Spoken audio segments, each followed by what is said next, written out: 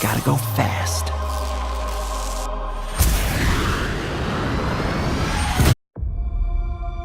You got a dream.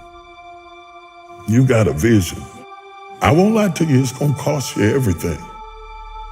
You're gonna hurt in places you didn't know you could hurt. And you have 1,000 chances to give up, but don't do it. Keep on moving. Pick your associates more carefully because it does have something to do with your success. Tired of them talking about, the school don't have the right resources, the school don't have this, they don't have that. At some point, man, you gotta take care of you. Are you hearing what I'm saying? I'm not saying teachers shouldn't teach. I'm not saying parents shouldn't parent. But I'm saying at the end of the day, it's your life. This your life. At some point, for real, you gotta take an initiative. You gotta take ownership, all right? So this is what I want you to do for me. I need you to study this year, 181 days. I need you to study. You're gonna be a student. What does that mean? That means that you're not going to wait for school to start studying. You're not gonna wait for some teacher to tell you what to do.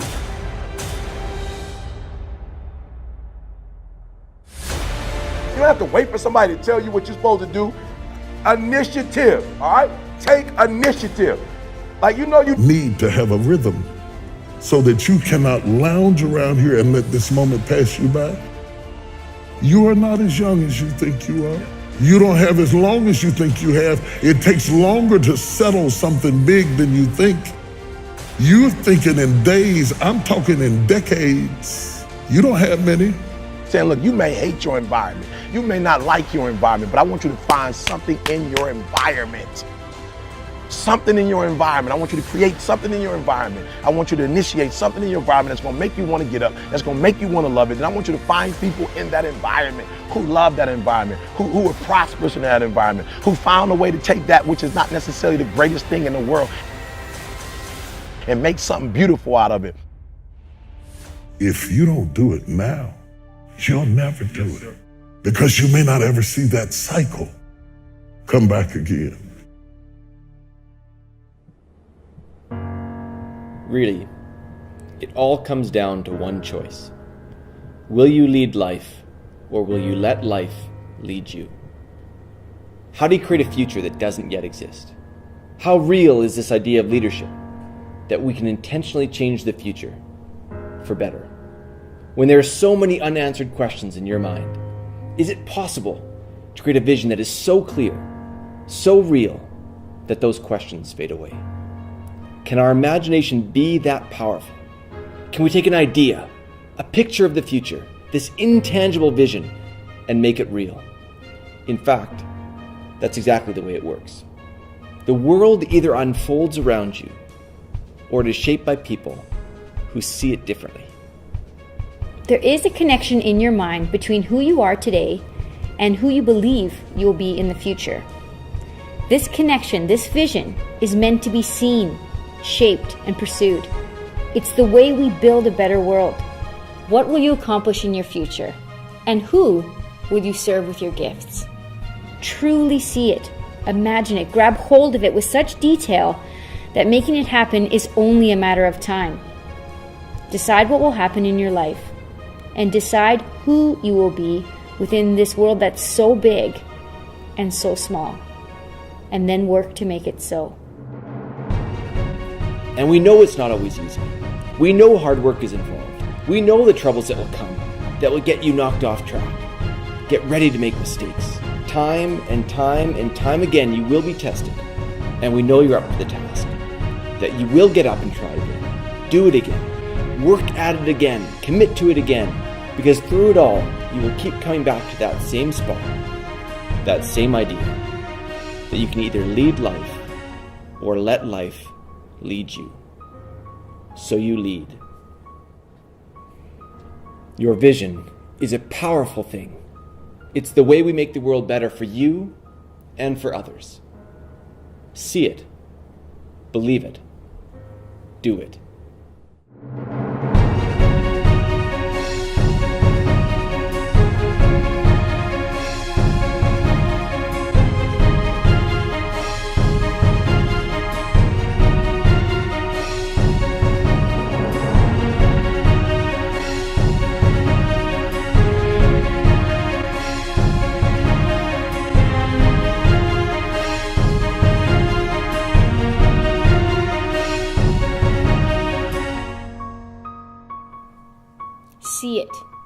believe it.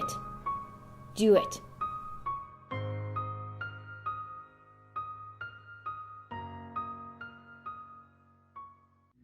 Be ready for tomorrow by doing all that you can today, setting your goals. Set a goal that will make you stretch for what it will make of you to achieve it. What a brand new reason for setting goals. What an all-encompassing challenge to have a better vision of the future, to see what it will make of you to achieve it. And here's why. The greatest value in life is not what you get. The greatest value in life is what you become.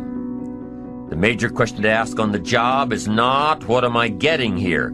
The major question to ask is, what am I becoming here? It's not what you get that makes you valuable. It's what you become that makes you valuable. Set the kind of goals that will make something of you to achieve them. So there you have the two components of positive self-direction. Number one, self-knowledge, knowing who you are and what you want to do with your life. And number two, self-preparation, getting ready for the opportunities before they come your way. You need both aspects for positive self-direction, figuring out who you are and what you want, and being prepared for the day you reach your goals, being ready, being worthy, becoming the person you need to be in pursuit of what you want.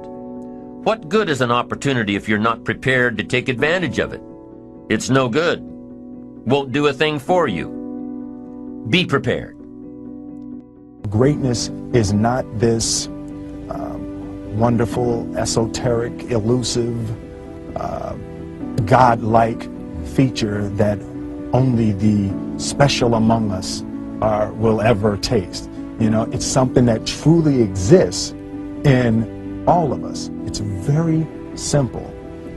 This is what I believe, and I'm willing to die for it. The first step before anybody else in the world believes it is you have to believe it. There's no reason to have a plan B because it distracts from plan A. There's no easy way around it. No matter how talented you are, your talent is going to fail you if you're not skilled. You know, if you don't study, if you don't work really hard and dedicate yourself to being better every single day, you'll never be able to communicate with people, with your artistry, the way that you want. So the separation of talent and skill is one of the greatest misunderstood concepts for people who are trying to excel, who have dreams that want to do things. Talent you have naturally. Skill is only developed by hours and hours and hours of beating on your craft. Life is not always good. Life is always not rosy. Life is worth living when you find purpose. Nick, I don't know what my purpose is. I don't know. My parents want me to do this. My teachers want me to do that. My friends think that I should do this, and I don't know what to do. And you're torn, man. You don't know what to do. You have to make important decisions, man. You don't know what to do. Who do you believe? You follow your heart. If that's who you want to be, if that's what you want to do in life, then walk to it. One day at a time. That phone might feel so far away. In fact, it might seem impossible for you to reach that. Let's say that phone was all the way at the back of the room. How am I going to get off this table? I can't. How am I going to get there? I can't. But I want you to know that nothing is impossible. And if it is impossible for your dreams to come true, let's say you want to become a pilot and you can't be a pilot for some reason, maybe your eyesight or maybe your height. I know somebody who couldn't be a pilot. They're doing something now that they actually love to do. See, all things come together for the good. That's how it is in my life. You see, there's nothing good about having no arms, no legs, is there? No. If I, click my fingers, metaphorically speaking, and your arms and legs disappeared, do you think you'd be happy with me? No, you'd come run after me and headbutt me, okay? because there's nothing good about having no limbs. But I love my life. Do you want to know why? Because I've seen the purpose. What about this? Let's say that you have a problem in your life and you want to give up now. Imagine if someone 10 years older who's gone through the exact same thing that you have actually got through it and came to you and said, you know what? I know how it feels. I've been there. I've been going through what you're going through now, but I'm still here. Would that not encourage you? Could that possibly save your life? Yes. Is that not a purpose worth living for?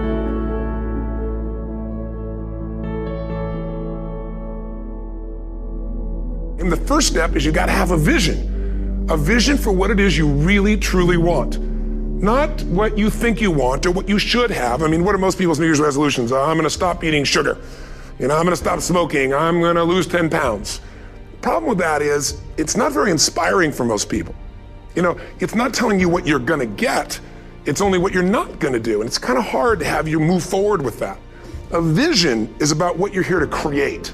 A vision that really works is one that excites you. If you say, well, my resolution, my goal, my outcome for this month, this week, this year is to lose X number of pounds, that's okay, but it's not very compelling. It has to be a compelling vision. It's got to have something that has the power to pull you, not something you have to push yourself to do. Those are two different kinds of motivation. Push requires willpower, and willpower never lasts. What will last is pull. Having something so exciting, so attractive, something you desire so much that you have a hard time going to sleep at night and you get so up early in the morning to a rocket and take it to the next level. Reasons come first, answers come second. If you get a compelling vision and you got strong enough reasons that will push you through the tough times, you're going to do things other people don't do. Instead of collapsing, even if you get off target, you won't go, oh, I blew it. You'll get right back on target, make the change, make things happen. And I know you've done this in many areas of your life. Just think about it again. I'm not teaching you something really new here today. I just want to remind you of what your soul knows. You got to change, you got to improve, and you got to go through a simple process fundamentally to make that progress.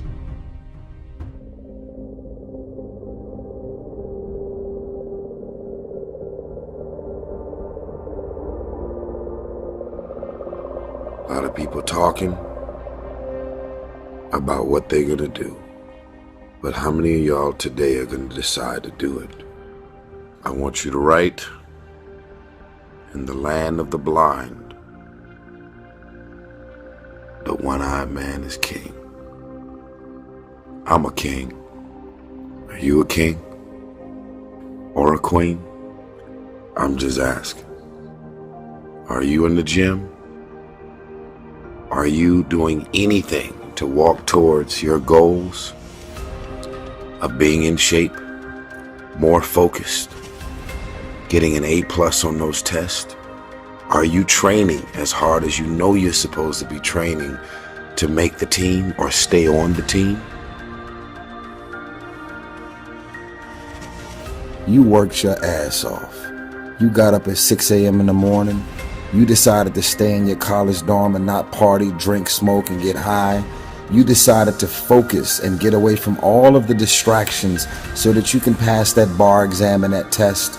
You decided to focus so that you can get a high test grade on your SAT scores and end up going to college to play sports, football, basketball, or anything that your college degrees allowed you to do and become. You decided to focus and get it done. You sacrificed all of the fun, the perks, and all of the fun shit you could have been doing because you were that focused on getting out of your own way, breaking the cycle, breaking the devil cycle of your own family and your surroundings. I decided to love myself enough to want better, desire better, and seek better, and move in the direction of something better. What is the next level of you? Are you done? Are you done evolving? That shit that you accomplished was 5 years ago. It's over. You're still alive. You getting on your knees every night and you praying, but then you getting off of your knees and ain't doing shit. You can't get points today for yesterday's game. I don't give a fuck how much money is in my account. I'm gonna make a statement every day. I wanna become the things that I see. Go get it. If you got a problem with your life and your career, stop complaining about it. You spend so much time on your knees are bleeding. Get up off your knees and do the work. There is more to do. I don't care how much money I have in my pocket. I'm trying to be significant. Does anybody know how much money was in Martin Luther King's bank account? How much did Nelson Mandela have in his bank account before he died? He was significant. He made a statement. He lived his life with a sense of purpose. He was selfless. He wanted to make a difference in everybody's life and everybody he ever came in contact with. I refuse to be another man that lived and died and wasn't significant. Period. I love you. I repeat, I love you. If no one has ever told you this, if no one told you this today, this week, this month, this year, or this very second, I want you to know I love you. And I also want you to know that the fact that you're still alive and still on this earth, even though it's been challenging and rough, and sometimes you get discouraged and uninspired to keep going, God has a plan. You will grow through what you go through. Everything that you're going through, at some point, it makes no sense to you right now. But at some point, God is going to reveal to you why all of these issues, challenges, and problems continue to show up and what you were supposed to learn from it. You will grow through what you go through. It's time to do something significant. It's time to get up. It's time to get back into being significant. Just woke up. You gotta do what you gotta do. What are you gonna do today to walk towards your goal? I'm just curious. I'm curious. How many text messages are gonna come through today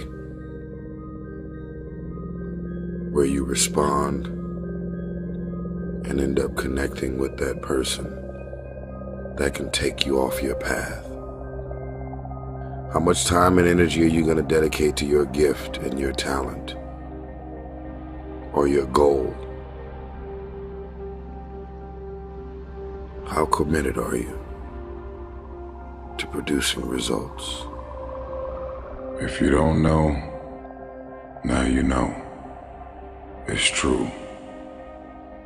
When you're ready to do something and try something new, that's out of your comfort zone, that's out of your norm, it's always the one you're dating, the one you're married to, the one that's in your family, your friends in your immediate circle, that will always try and talk you out of doing something special and significant.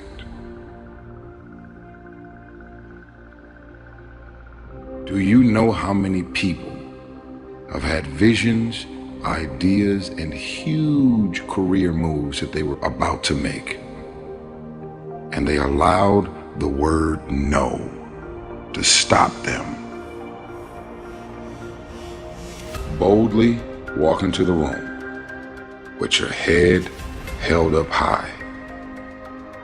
And if they don't get it, laugh about it. Don't disown your ideas because they're disowning your ideas. Don't lose confidence in your ideas because they don't have confidence in your ideas. Don't be afraid to walk into the unfamiliar. Don't be afraid to do what's deep inside of you to do.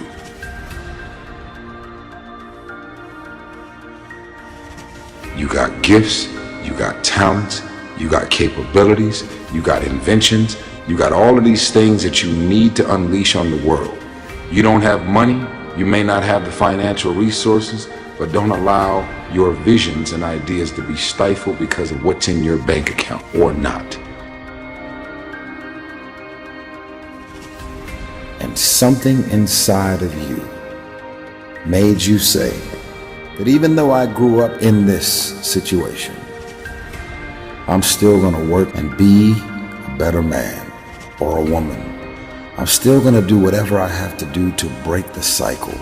I'm still gonna decide that I love myself enough to do better, bigger, and more significant things.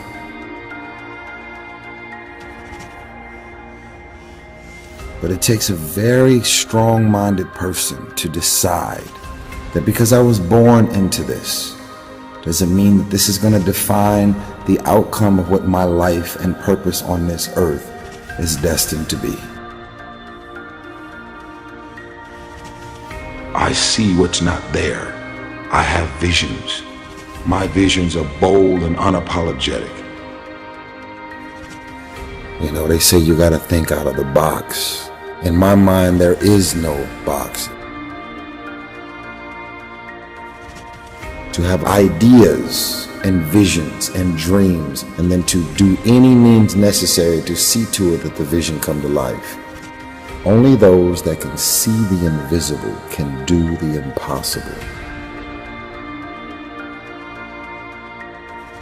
And then there's even more power to be able to see what doesn't exist and then to be able to articulate it and verbalize it. Just keeping your minds and your spirits open to the possibilities. I'm telling you, stop being afraid of the unfamiliar.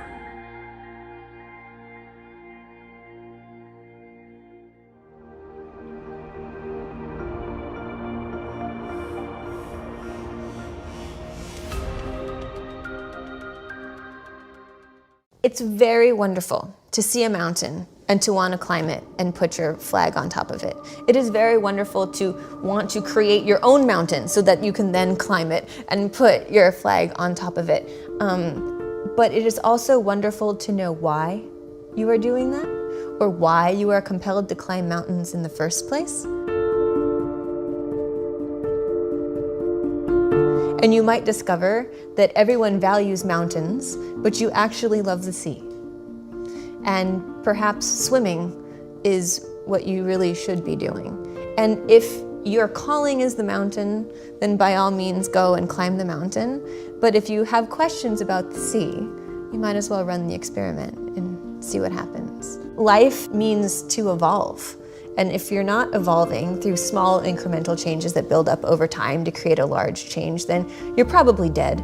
And that shouldn't really be a goal of anyone. I think every day I get up and I say, what are my priorities?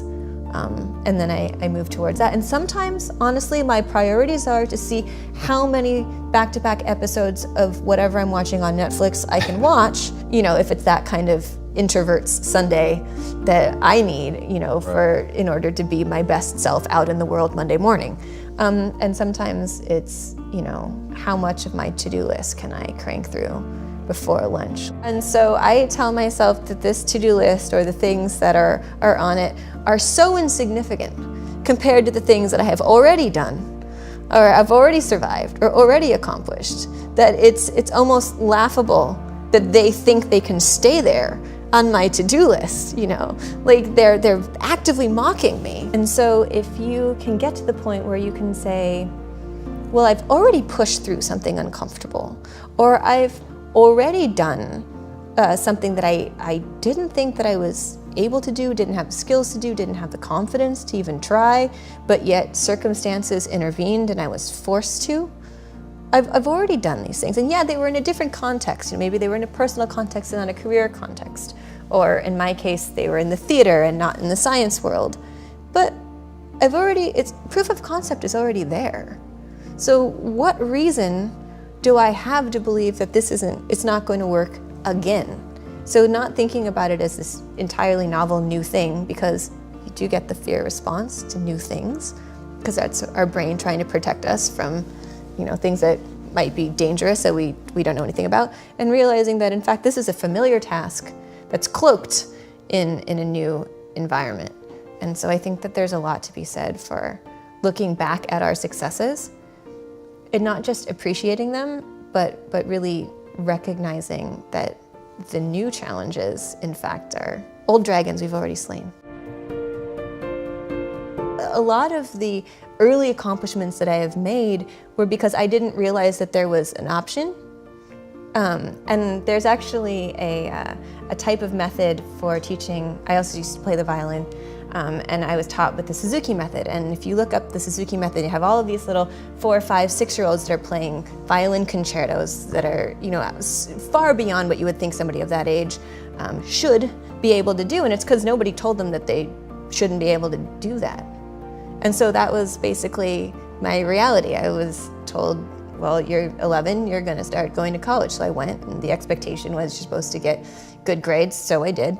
Every time there was a goal put in front of me, I didn't realize you could not accomplish it, so I just did. We'll never really know who we would have been if we had made like one different decision, way back there in our childhood. But because of the way the brain develops, we are more emotionally susceptible to the experiences that we have early on in life than we are later in life.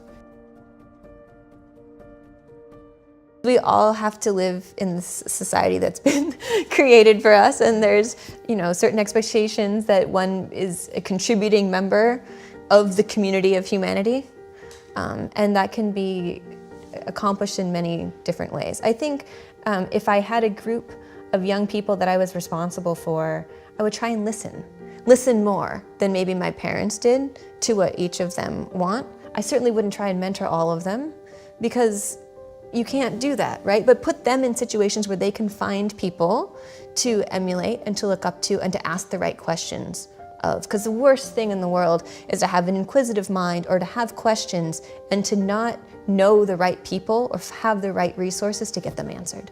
So the youthful brain is still plastic, it's still developing, and it's more susceptible to information in certain ways than in others. I'd use stories. I would use imaginative language and humor. But there's a certain amount of finishing that happens in those last few years in the early 20s, which is the full development of the prefrontal cortex, which is sort of responsible both for those our ability to think logically and to predict outcomes, and also maybe a little bit for us to project the negative outcomes as well, right? So optimism falls victim to reality. Brains are lazy because most of nature is lazy. There has to be a justifiable reason for energy output, because that's using resources that is important for survival. So if our brains are lazy and they follow the processes that are easiest for them to follow, if you have constantly trained your brain through like reframing and reframing and reframing, that the positive, the optimistic outcome is the easiest one to think about. And it has to work very hard to think about the negative ones. Unless it's feeling threatened in some way, it will go, seems good enough. Because it's a prediction machine. It's like, I predict that this is probably what's going to happen. It'll be a positive outcome. There might be other factors, but the energy that I would be expending thinking about those other factors doesn't seem in line with what's necessary for the importance of this decision, so good enough. Our brains really don't like to be bored. They get very unhappy if they're understimulated, and then that can go to solving the problem in many different ways. Not just how can I solve the problem short term, but how can I ensure that this is not going to be a problem in the long run. Emotion was not useful, or it is actively a destructive thing, and that I had to build my life entirely logically. Now that's obviously, like, we're human, so it's impossible. We make emotional decisions all of the time, but a youthful, developing brain thinks that this is something that can be done and that they can, always do the right thing. And the right thing is the logical thing. And then as I started to learn about the brain and as I started to learn about myself, I realized that I didn't have a lot of experience in seeing what would happen if I just let them come. And most people experiment with this in adolescence, but they don't know they're experiencing just these emotions, they just kind of think this is how I am and this is who I am, right? They don't think about it in an abstract way. I went to New York and I trained at the Alvin Ailey School, which is a very well-known school of modern dance there in Manhattan. And I was gonna be a dancer, but then there were sort of cracks in the facade a little bit. I wasn't quite fulfilled. And when you're a dancer, especially when you're a young dancer, you're treated as if you don't have a mind of your own. And you are simply a body, and the artistic director and the choreographer or the teacher is giving you the input and you have to back. And for someone that already had a bachelor's degree in biochemistry, that wasn't really satisfying, especially when they would make comments about biochemistry, like don't eat too much turkey for Thanksgiving because then you'll fall asleep because tryptophan. Right. I'd be like, do you know how many turkeys you'd have to eat? But I digress. All I hope for women in STEM is that they stop worrying about whether or not they're fitting in and whether or not they are supposed to be emulating the men or making a point of being female, and they start just taking things, taking their power, taking their place at the table, and not asking permission for it. And we have all of these trailblazing women that have had to do that. They have had to take, and there are so many glass ceilings in academia, the ancient ivory tower that it is, and they are still there to be broken. But I think for the masses, since we're always trying to get women in STEM now and women in coding, and so I think of it as like, I hope this isn't offensive, like storming the beaches at Normandy. Like we just put enough women into the pipeline, then the fact that it's so leaky won't be a problem. We'll eventually get enough of them through to tenure track positions that there will start to be a positive feedback loop. And I think that for the masses, it can be very difficult to be at your best when you're constantly looking over your shoulder and wondering if being you is enough.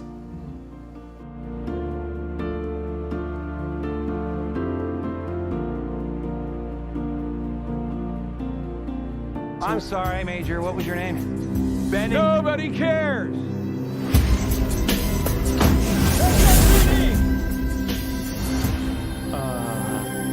Meow. Oh, come on. Okay, pal, I want to answer. Basically, it looks like we have to save the planet.